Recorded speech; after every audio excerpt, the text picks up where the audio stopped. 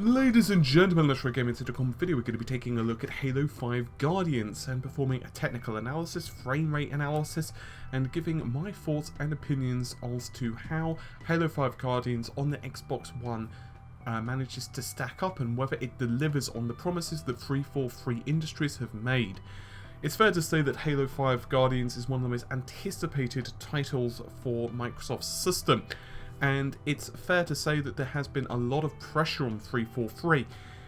None more so than when they announced that they were actually aiming for 60 frames per second, which of course is a rather tall ordeal considering that it's drastically reducing the time for each frame of animation to render. So there was a lot of concern of how would they manage to achieve that. Well, the answer is through a lot of hard work and technical expertise, along with some concessions that we will be discussing throughout the video. So first things first, have they managed to stick to 60 FPS throughout? However, the answer is not quite. While the game generally does cling to 60 FPS through daily life, at times it does drop. This is either when there is a massive amount of on-screen action or when a checkpoint pops up. Typically, however, the game will manage to cling to 60 FPS, and it makes it an absolute joy to play, drastically reducing both input lag and making the game absolutely gorgeous to witness. It's very hard to argue that 343 made a poor decision when it came to targeting 60 FPS, and indeed it was a very brave decision. With all of that said, as I mentioned, there are some concessions to all of this, specifically resolution. The game boasts up to 1080p, but the keyword is up to, with the resolution flickering for much lower resolutions, even down to sub 720p in some cases, at least on the X coordinate. It's actually rather interesting because depending on what's going on a given frame of animation, both the horizontal and vertical resolution of the game seem to be adjustable independently. As things get busier, the resolution starts to drop to ensure that the frame rate remains as high as possible. It was probably the best option that the team had. However, with a rather weak post-process AA, finer details, and this is particularly true in the distance, do start to drop off. Cutscenes are one exception to this law. Generally speaking, cutscenes are rendered in real time, but what the team have done is opted to render those at just 30 FPS.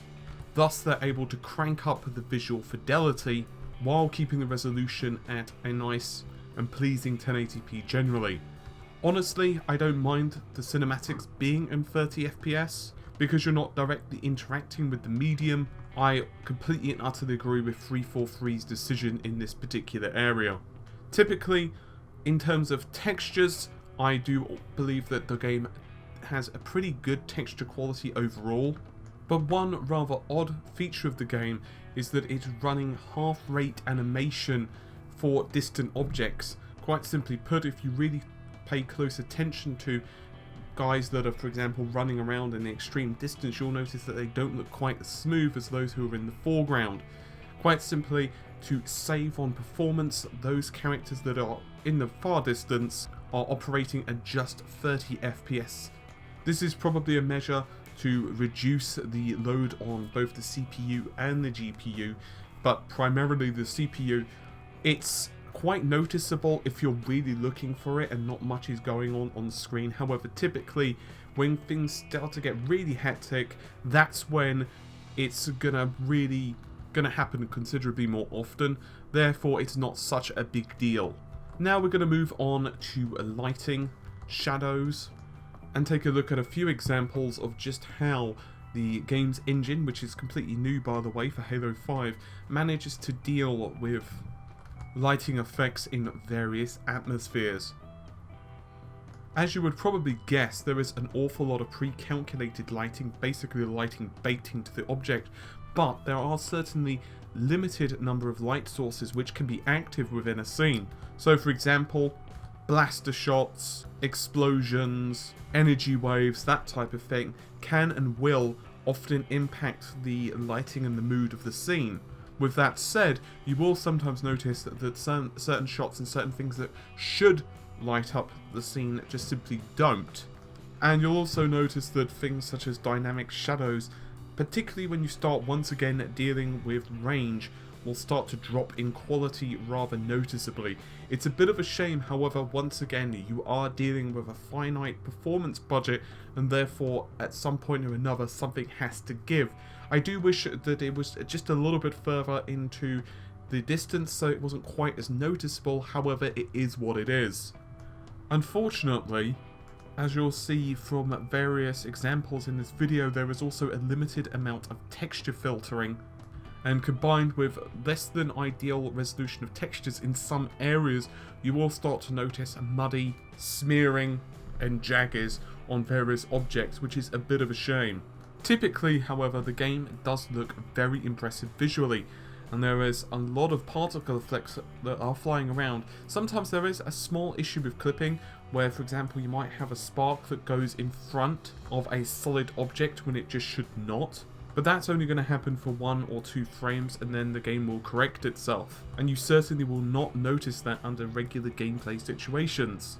Overall, it's a very, very impressive achievement, and I don't hesitate to recommend Halo 5 to anyone.